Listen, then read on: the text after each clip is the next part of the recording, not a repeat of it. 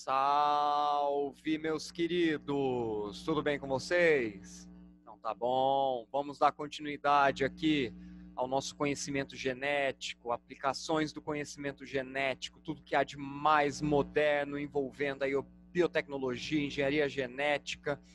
Na última aula paramos nesse slide aqui, né, falando da manipulação do DNA, né, o DNA recombinante. Então, os avanços da engenharia genética permitiram conhecer, sequenciar, alterar o código genético de um ser vivo.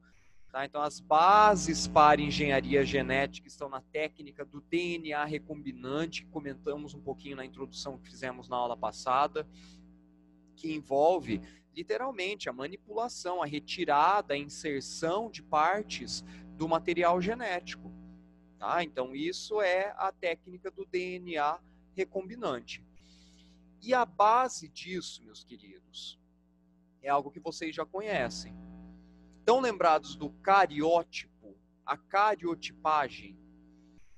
Então, a primeira coisa, a organização dos cromossomos. Tá? A organização dos cromossomos, aqueles cromossomos homólogos, né, que tanto falamos nos cruzamentos de genética, né, nas leis de Mendel, na lei de Morgan. Então, tá aqui. O cariótipo, nós estamos vendo, ó, não se esqueçam que aqui nós temos os cromossomos já pareados com seus homólogos. Deixa eu pegar o rabisco aqui, ó, que é uma confusão muito comum. Aquela caneta, né, aquela caneta que vocês adoram, fashion, vamos lá. Então, imaginem só, o que nós estamos vendo aqui é o seguinte.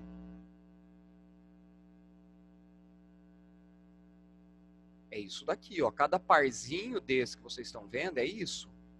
Tá? Por que muita gente confunde? Porque essas cromátides, elas ficam próximas aqui. Tá? Elas ficam praticamente coladinhas. Mas cada bastãozinho desse daqui é um cromossomo assim com duas cromátides. Perfeito? Então, cuidado para não confundir isso. Ó. Então, nós temos isso aqui.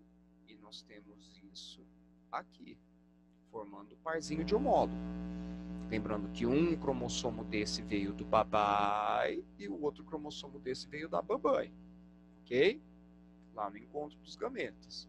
Nesse cariótipo a gente consegue perceber então, ó, tem dois cromossomos do tipo X e não tem o Y.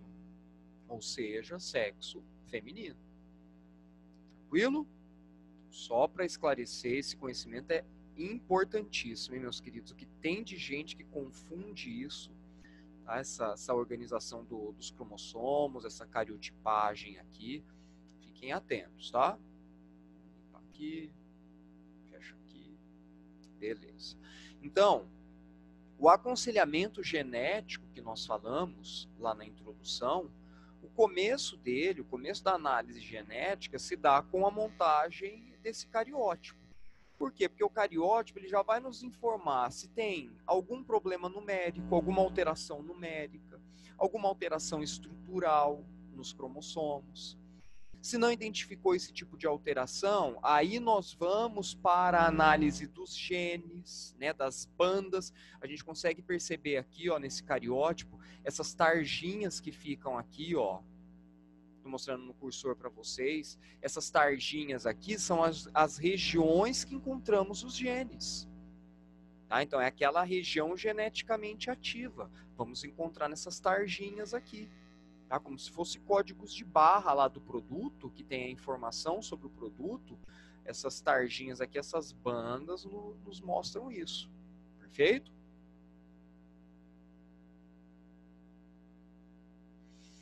E olha só, falando nessas tarjinhas encontradas nos cromossomos, encontrados no DNA, meus queridos, o teste de paternidade, né, que se popularizou, tá, é muito simples de se fazer, muito acessível.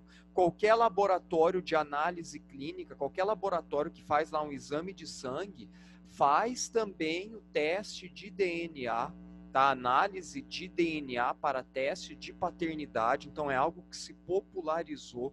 Antes tinha um valor astronômico, era caríssimo, né? Logo que foi que foi descoberta essa técnica aqui, mas agora se popularizou, né? Então é a tendência de tudo aí envolvendo a biotecnologia. Então, procedimentos que são recentes, eles são ainda muito caros, mas a tendência é a popularização, tá? Cedo ou tarde. Então, identificação de pessoas com base na análise de DNA. Então, como que é feito um teste de paternidade, basicamente? Olha só, aqui nós estamos vendo essas bandas que eu havia falado para vocês, tá? Que são essas tarjas existentes no DNA, que é a região contendo genes da criança. Ó, então tá o C aqui, né? Então aqui nós estamos vendo essas tarjas aqui, essas bandas da criança. Aqui é a característica do DNA da mãe, tá? Então aqui é a mãe, ó, aqui, aqui, aqui, aqui, aqui, aqui. E aqui então os dois pais, desculpa, os dois homens, né? Sendo um deles o pai, tá? Então os dois possíveis pais aqui, né? Sendo que um deles então vai ser confirmado nesse teste de paternidade. Pessoal, o que é feito então com o uso de reagentes, com o uso de computadores nessa análise de DNA? É a comparação dessas bandas aqui. É a comparação dessas tarjas genéticas. Então percebam, da criança coincidiu aqui com o da mãe, ó. Coincidiu aqui com o da mãe, coincidiu aqui com o da mãe. E agora, os outros que a criança vai ter, ela recebeu do pai. Então é feita uma comparação. Vamos pegar então esse possível pai 1 aqui, ó. Esse P1. Aí a gente vai comparar. Olha lá, essa região aqui não condiz com o que tem na criança. Essa região aqui não condiz com o que tem na criança. Deixa eu pegar um rabisco aqui, ó, para facilitar. Vou pegar um vermelhinho. Aqui. Então, essa região aqui com o possível pai aqui tá vazio. Essa outra região está vazia também. Essa região não bate também. Aí nós vamos analisar o possível pai 2. Tá aqui. E olha só, meus queridos. Olha isso. Aqui condiz com o da criança. Aqui condiz com o da criança.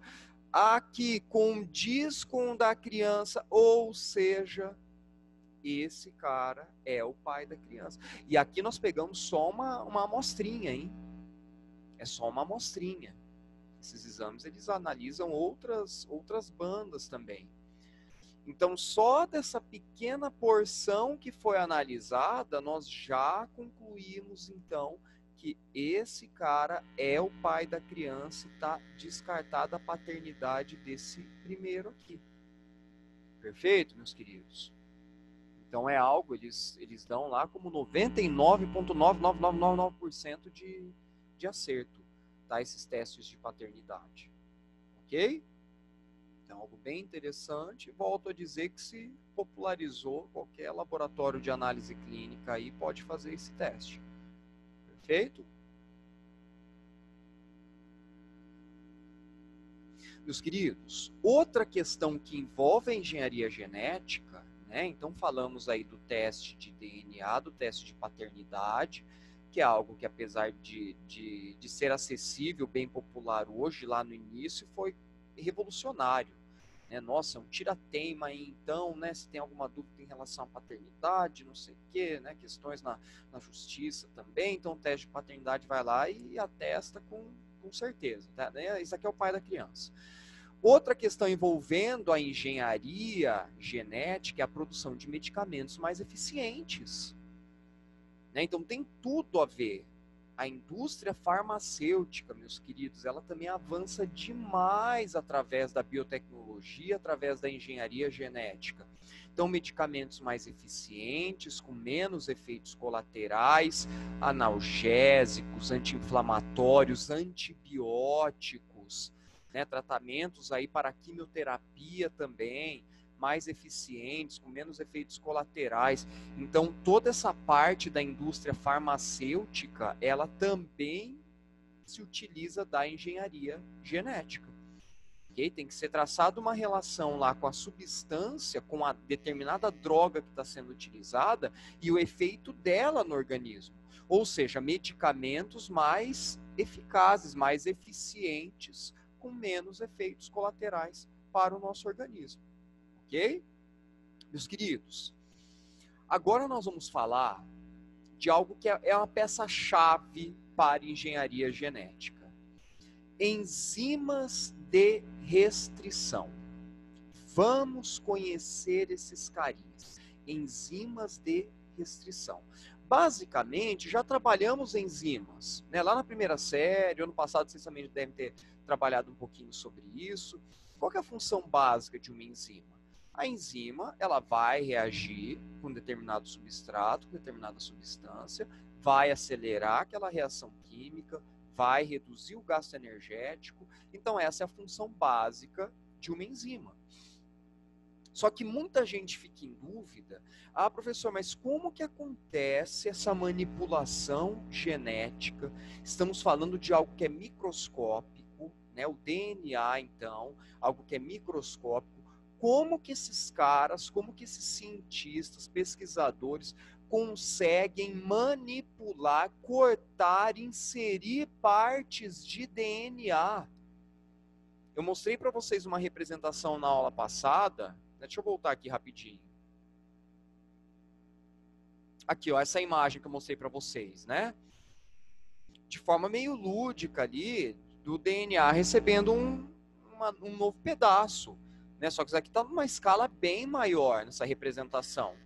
Como que isso é feito a nível microscópico? Meus queridos, utilizando enzimas. A chave disso tudo são enzimas.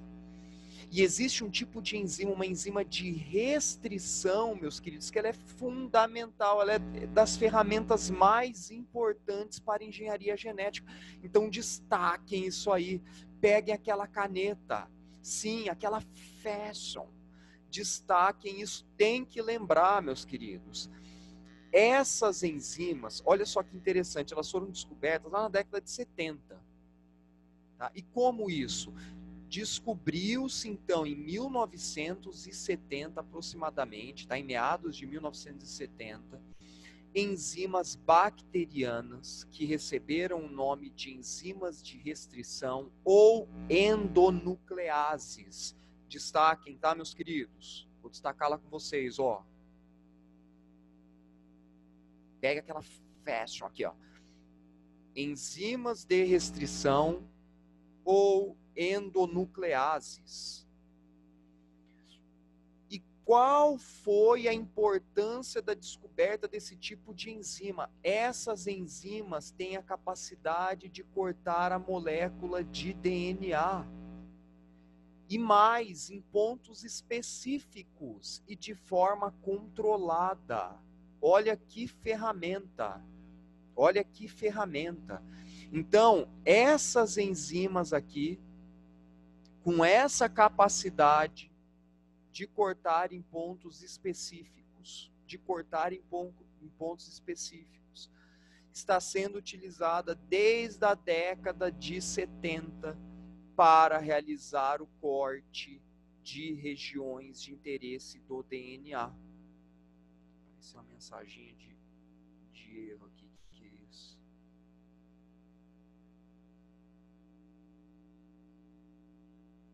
Fica aparecendo ali em cima.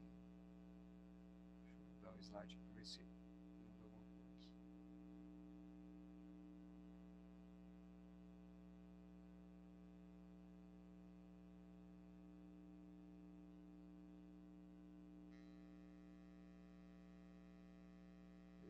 Mensagem de erro.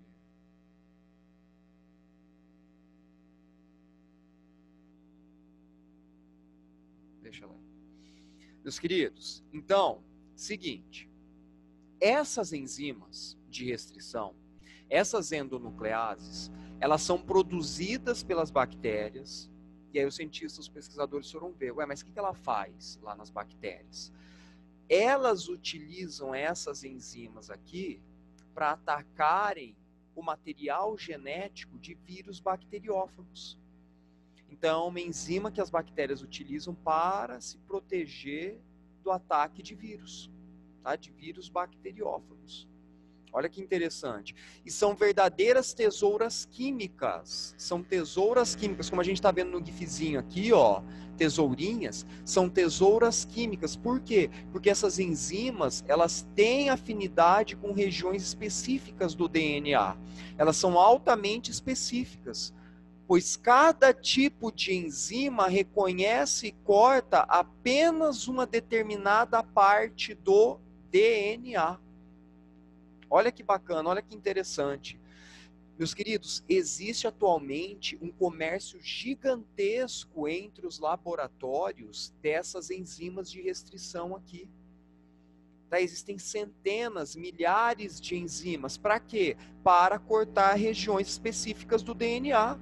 Então, eu quero trabalhar com determinado gene, eu preciso da enzima tal, né? Recebem siglas, né? São siglas lá dificílimas, não tem necessidade de saber. Mas os cientistas sabem, porque eles precisam de determinada enzima. Então, eu quero trabalhar com determinado gene, eu preciso de tal enzima. Então, há um comércio, tá, pessoal, entre os laboratórios, entre os pesquisadores, desse tipo de enzima aqui. Olha que interessante. Estou mexendo aqui para ver se consigo resolver o problema dessa janelinha que tá piscando ali. O que é isso agora? Deixa eu ver uma coisa aqui. Só um pouquinho, meus queridos. Tá, resolver aqui.